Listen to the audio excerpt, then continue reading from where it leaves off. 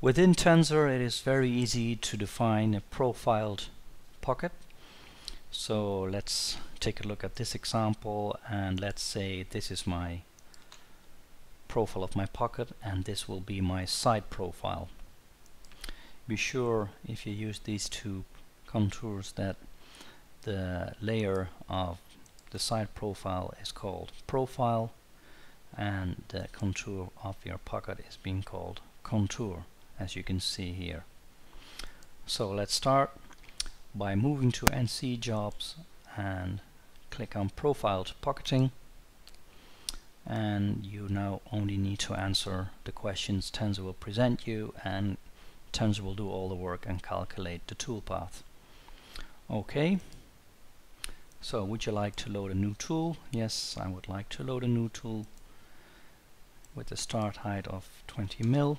Okay, so there's my tool library, and I can select a tool of, let's say, 14, and let's take a look at the spindle speed and the plunge speed.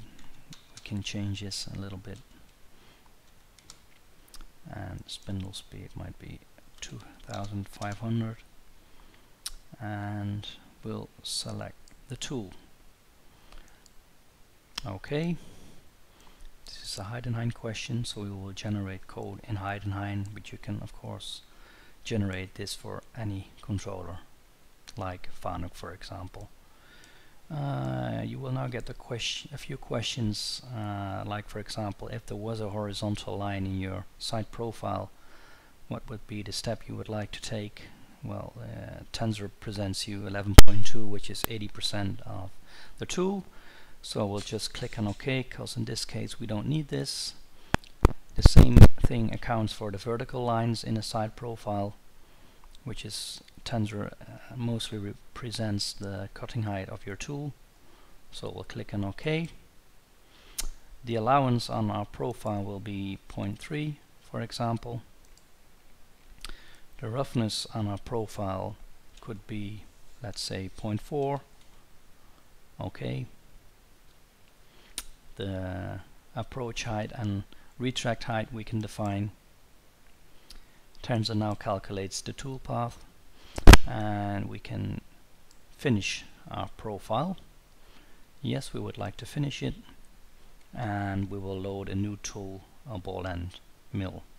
Okay, start height.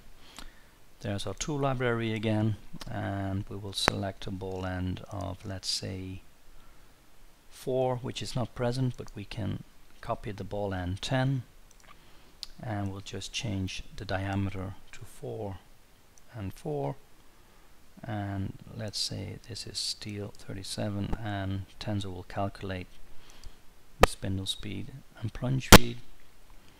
Okay, we'll select the ball end. Okay, and Tensor will ask you what the step is on a horizontal line, which is not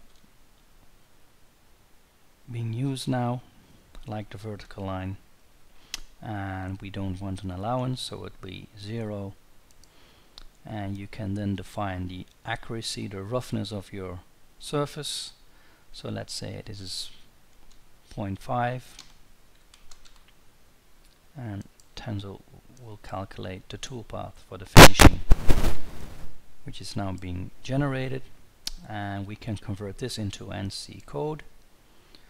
We would not like to have any copies of this NC job, and there's your program.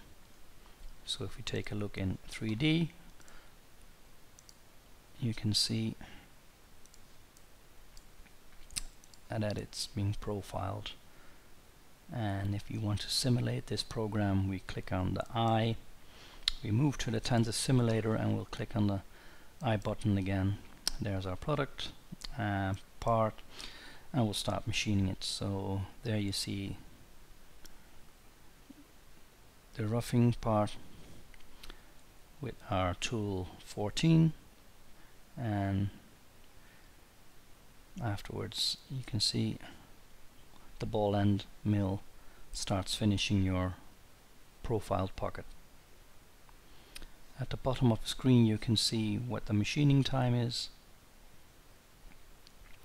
So, and there's your profile pocket. So if you would like to see an intersection of your pocket, you can just click on this line and click on your right mouse button, and if we would turn our part a little bit, you can see it's being profiled.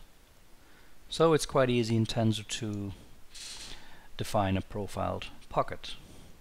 So you may try this yourself.